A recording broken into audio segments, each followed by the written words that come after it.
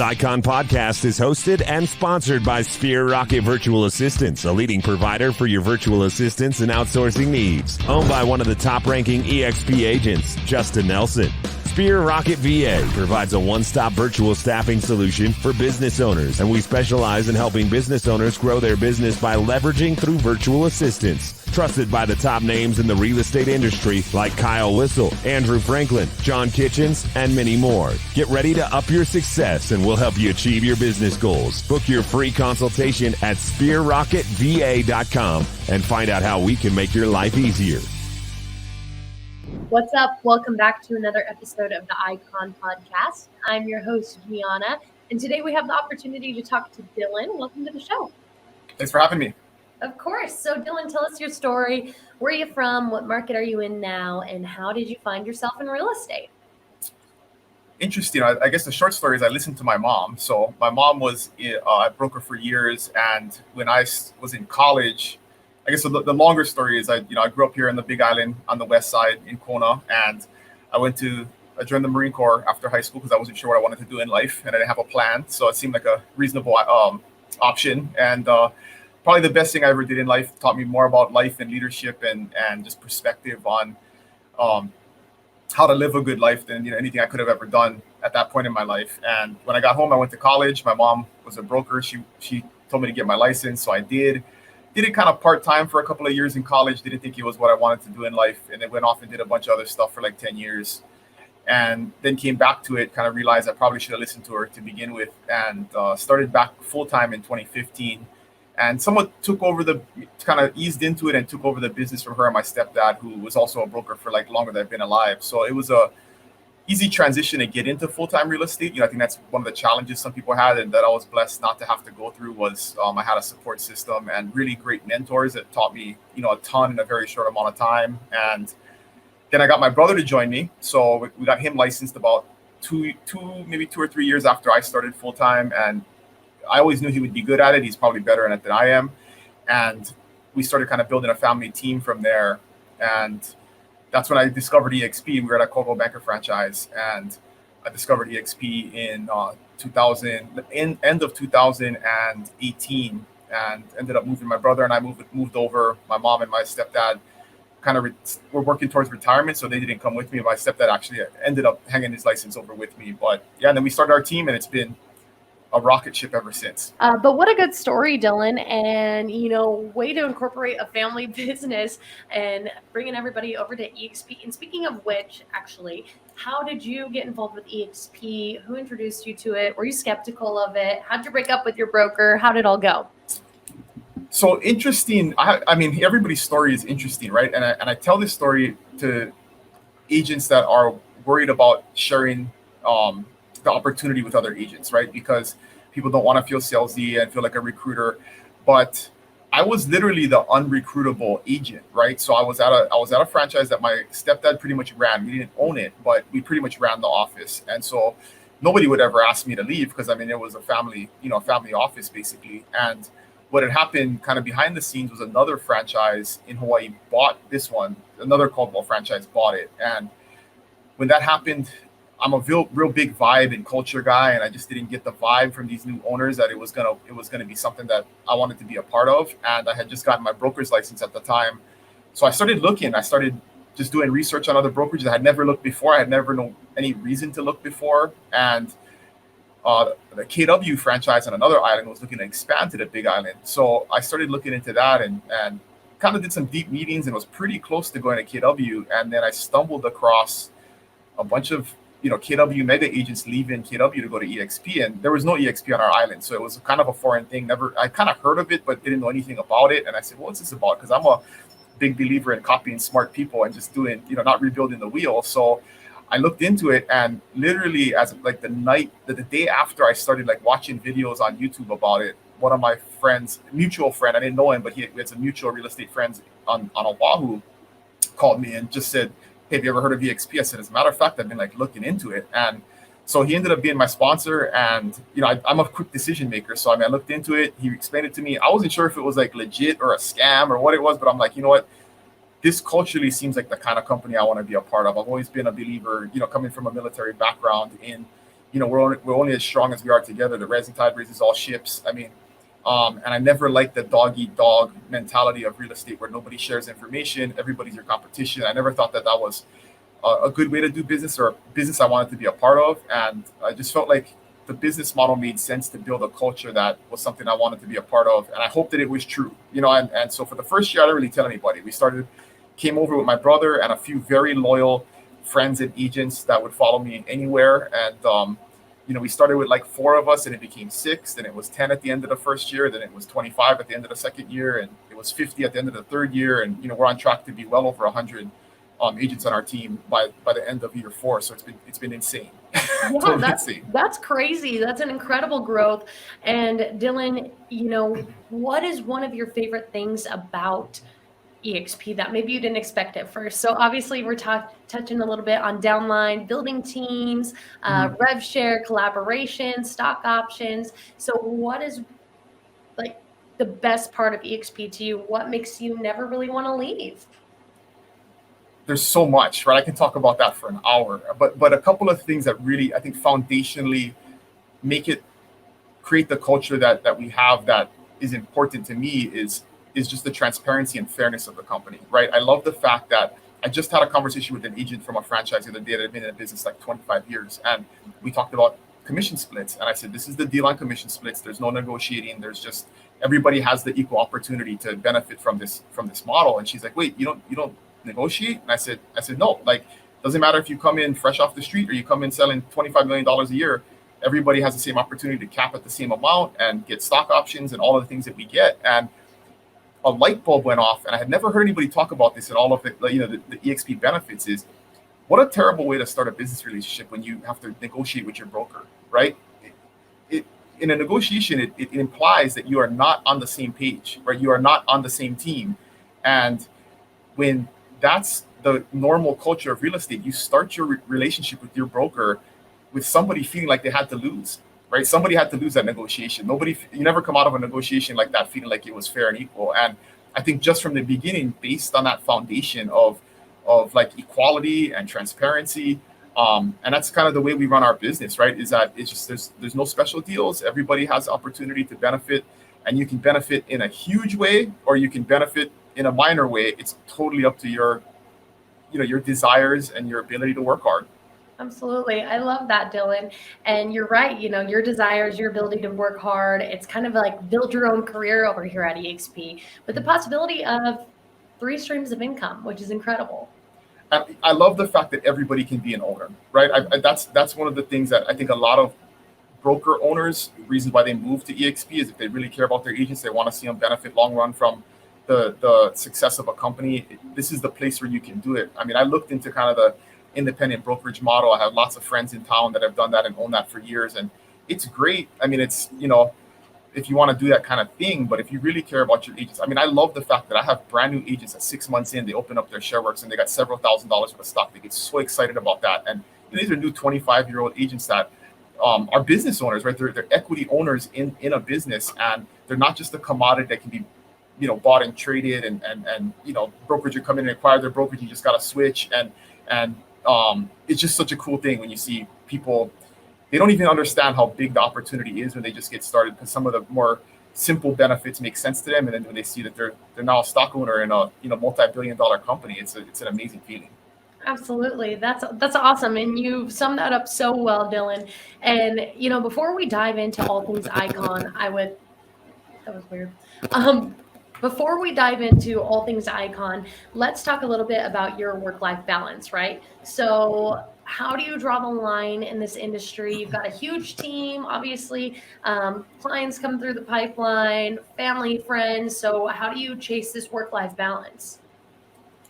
I'm just a true team player. I'm a huge systems guy. So we have just a crazy amount of systems. I mean, from everything that we do, there's a checklist, there's a process, there's a system in place, there's something that helps make that process efficient, and it helps plug somebody else into the system that may be new and inexperienced, that can then work through it and perform at the high level that you want to perform at. Because our goal always is to create an amazing customer experience, right? That's like the core value of our team is I want to provide them with whatever their expectation is as long as it's reasonable, right? That we want to provide that. If you want to see property this afternoon, it doesn't matter what my schedule is. I want to make that happen. Wherever on the island or in the state you want to see property, right? Because we have that kind of reach.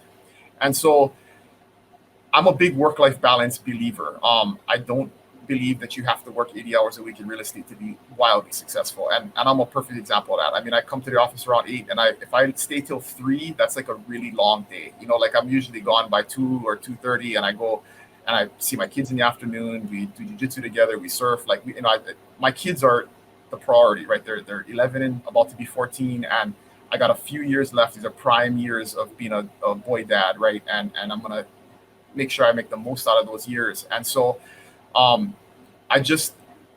the mindset has to be, you have to be willing to share, and you have to be willing to delegate, and you have to be willing to trust people. And that's, I think, a flaw in most successful realtors, mindsets, is that they're not willing to do that. And then everything falls upon them. And I'm just always focused on, I'm not the only one that can do it the right way. I'm not the only one that can do it perfectly. And there's lots of people, once you open your mind to that, you find out there's lots of people who can do it better than you, right? And it's super cool when you see people grow into those roles, and you don't know that they're going to do it until you give them the opportunity and the responsibility to do it. And most of the times they exceed your expectations. And that's what I've just been, that's one thing I get asked a lot, like, how'd you recruit the right people, right? Like, how'd you build the team? And I wish I had an answer for that, but it's like, really, I've been blessed. Like, sometimes it's like an intention for the universe, right? I'm a big intentions guy. And it's like, when I need this person, I kind of set the intention, I start building the system, and the person emerges, right? Yeah. So it's like, it's a weird thing I can't really describe, but that's just the biggest part of what we do is every time, and this is a mindset thing too with commissions and money, is people are so greedy about money and like keeping all their commissions and stuff. And to me, every time I've given away more of my production that I personally produce, my business doubles the next year, right? My income doubles the next year. So I'm always looking for ways, who can I pay to do something for me? And maybe initially have to invest in them and get them started and give away some of the income I would have made, but that ends up exponentially benefiting me in the future. And it's a hard thing to get over, I think. But for me, that's like something I'm focused on every day. Is who can I give money to? Because they're going to make me more the next year, Yeah, absolutely. No, that's a really good balancing out going there, Dylan, and making sure you spend time with family, but you're still dedicated to the business. And that's obviously, why you're hitting some high production and iconing. And let's talk about that next, right? Mm-hmm. So in your market, about how many homes do you have to sell to cap? Because we've got 20 transactions after we cap, yep. But how many do you have to hit to cap? Not many, 4 or 5, 6 maybe, because in my primary market, we're like at a 900,000 median home value. So there's condos that are a little bit lower than that. There's many homes that are higher, but our island is pretty diverse. So you do have $50,000 house, vacant land lots that people also sell, but it's not that hard to cap. But the thing is, in our market, not a lot of people icon because they just don't do the volume, right? You don't have to do the 20 more transactions, because if you can do 10, 12 transactions a year, you make 6 figures easily, right? So a lot of people don't have the incentive, like, do way more, because it's like you can make a very good living here, just being a very average realtor, right? Yeah. You don't have to be a super high producing realtor. But for me, it's why not? And actually, I'm super proud. I got my first icon on my team. She's like 25. She's closed. I was just looking at the numbers this morning. She closed 24 transactions in her first 6 months out of the year. Just that is insane. Awesome. Yeah. So yes, so there's a huge opportunity to do that if you're willing to kind of work, and especially that's the thing. You don't want to look down on like the low dollar value properties, because once you cap, every one counts towards another transaction, right? So it doesn't matter if it's 2 million or if it doesn't matter if it's 50,000. You pay that transaction fee, and it gets you to that 20 more transactions quickly. Absolutely. No, you're absolutely right. You don't want to be turning down those small deals because, when it all is said and done, you still need 20 transactions to get you over the top. Yep, and everything counts. Yep. Yeah, absolutely. And, what is your cultural commitment, right? So when it comes to production, that's all said and done, but that doesn't just make you an icon, right? You have to still hit that cultural production, whether you're a mentor or teaching an EXP world, vetting other icons. So what route do you take for that? I teach in EXP University. So that's super fun. I'm I love sharing information and best practices, so that opportunity is huge to be able to do that on a much larger scale and share with people all over the country, and great way to build relationships with people in other markets. So, but I also serve as a mentor. So, on our team, we have our own mentorship program inside of our team. So in addition to the EXP program, we make sure that we are also taking care of our brand new agents. So I'm also a certified mentor.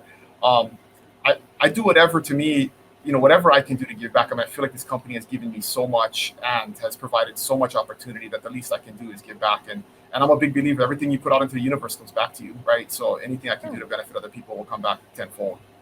Yeah, absolutely. And that being said, what is your favorite part about iconing? Right. So, you said you're really involved with the culture here. It's really easy to catch referrals when you're an icon agent because you're credible. You've got a good reputation. You get your cap back in stock, the opportunity to go to EXPCon and shareholders, though that $2,000 might be not worth it to you because that's a long trip from Hawaii. But, what's your favorite part? But on that perspective, but on that perspective too, right? So my favorite part of iconing is getting the stock back.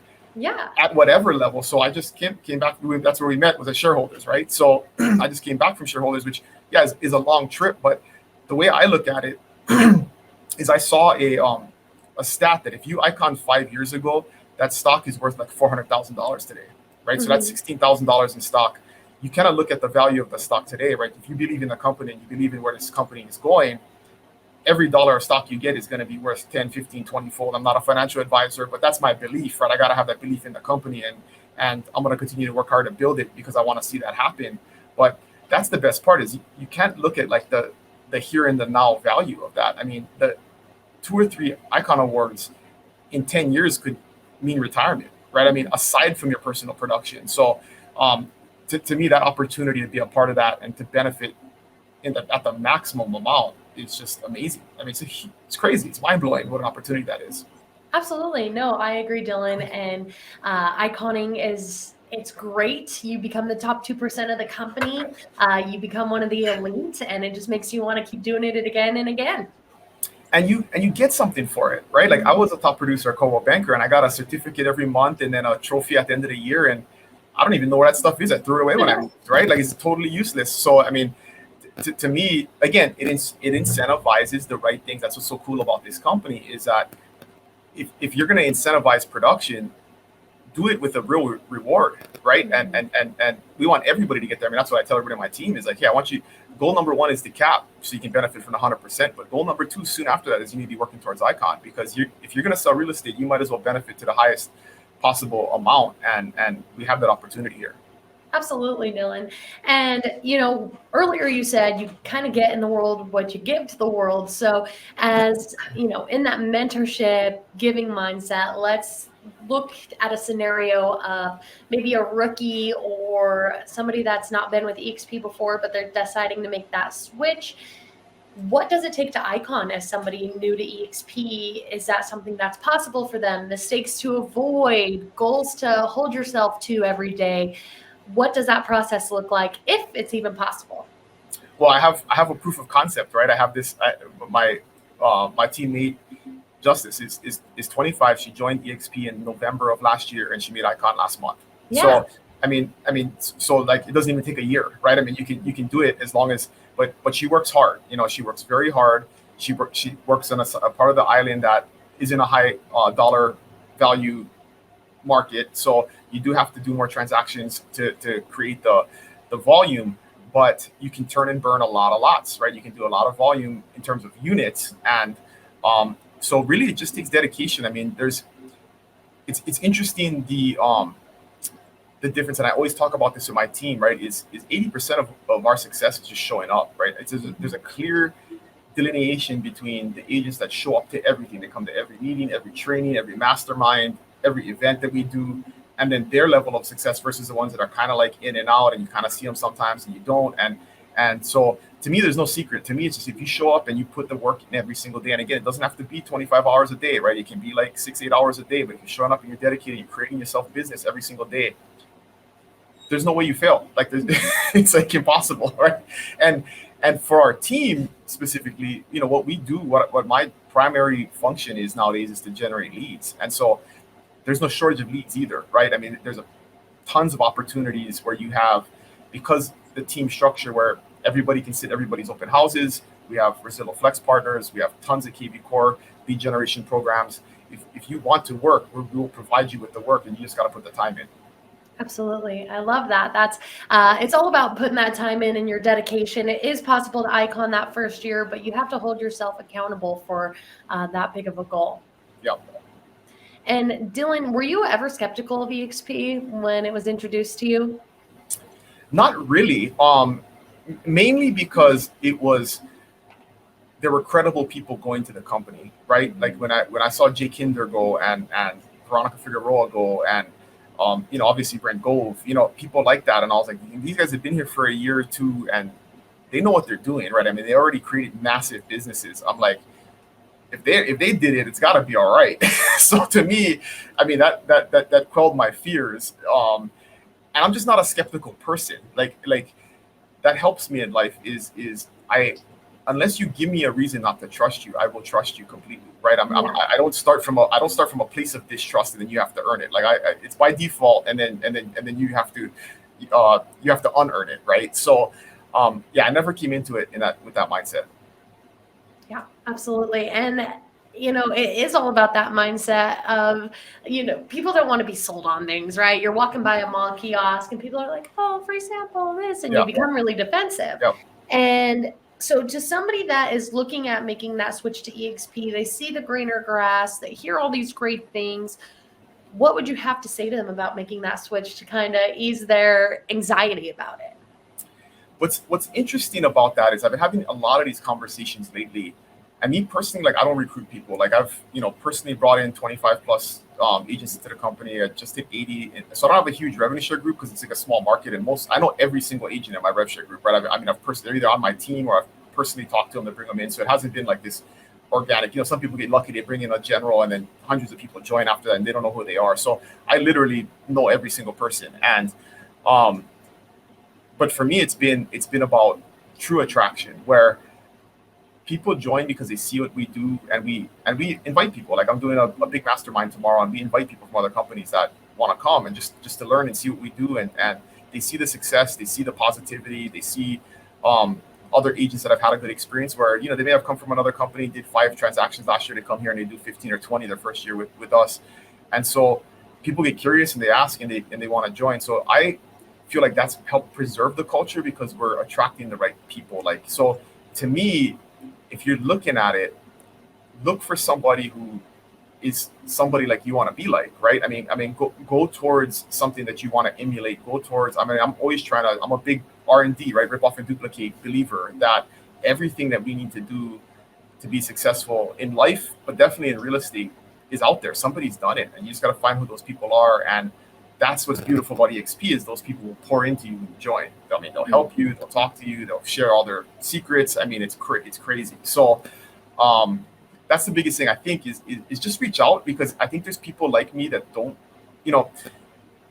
I've been telling people lately, like, don't suffer in silence, right? If you're unhappy and you know the situation you're in is not good, don't wait for me to call you. Like, call me, because I want to help you, but I just don't want to sell you on it, right? I mean, that's not part of who I am. Like, I'm not going to go out there and cold call a bunch of agents to try and sell them on it. If what we're doing is not attractive, then I'm okay with you not coming with us. But if it is, like, reach out, because we will pour into you. Absolutely. I love that. And if you guys feel like Dylan is somebody that you're going to vibe with and somebody you want to learn from and building a team or building your brand or increasing that production, definitely reach out. He said earlier, rising tide raises all ships. It's a great quote. We mean it here at EXP. That collaboration is important to him. So he'd be a really good one to reach out to. Dylan, do you have any last words as we wrap up today?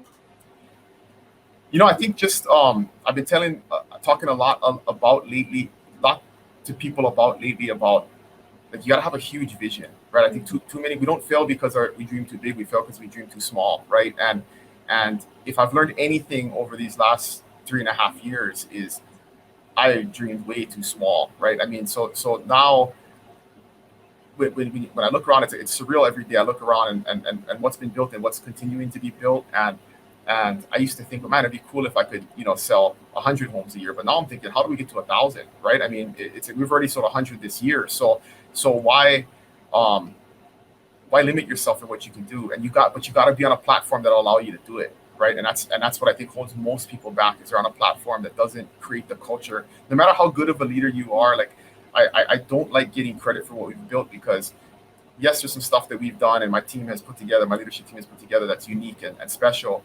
But it wouldn't be like this if we weren't at EXP on this platform. Like I know that for sure, right? I couldn't do this at Century 21 or Remax or Keller Williams. I mean, it would be it's just not the same. And so, right, you can only go as fast as the car you're in. Brent Gove talked about this recently, right? If you're in a jalopy, you're never going to go 100 miles an hour. You got to at some point upgrade to the Ferrari, right? If you want to go, no matter how good of a race car driver you are, if your car sucks, like you're only going to go so far, right? You're only going to go so fast. So. Think about that in the big picture of things. Is dream bigger. What you can achieve is way bigger than what you think. But you gotta be around the right people and in the right platform. That's right. I love that. Dylan, thank you so much for joining me today. Are you going to be at EXPCon? Absolutely. I don't miss anything. I'm going to be at Build. I'm going to be at EXPCon. I go to all of them. So I love that. Awesome. I love those because you're around. It's just amazing people. I come back recharged. Like come back and just inspired, and especially when you get to hang out with people that are in my market. We're the number one team in the whole state, right? We're at production and volume.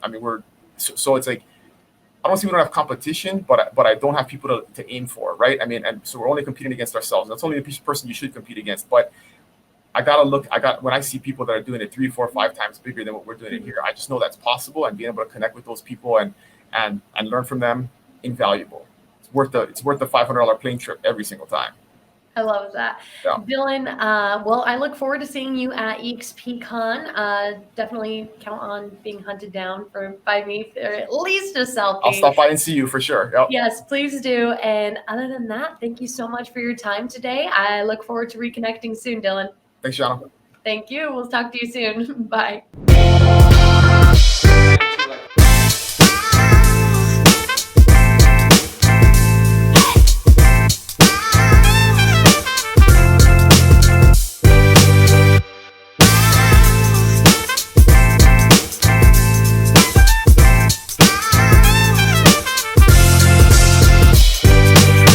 This Icon podcast is hosted and sponsored by Sphere Rocket Virtual Assistants, a leading provider for your virtual assistants and outsourcing needs. Owned by one of the top-ranking EXP agents, Justin Nelson.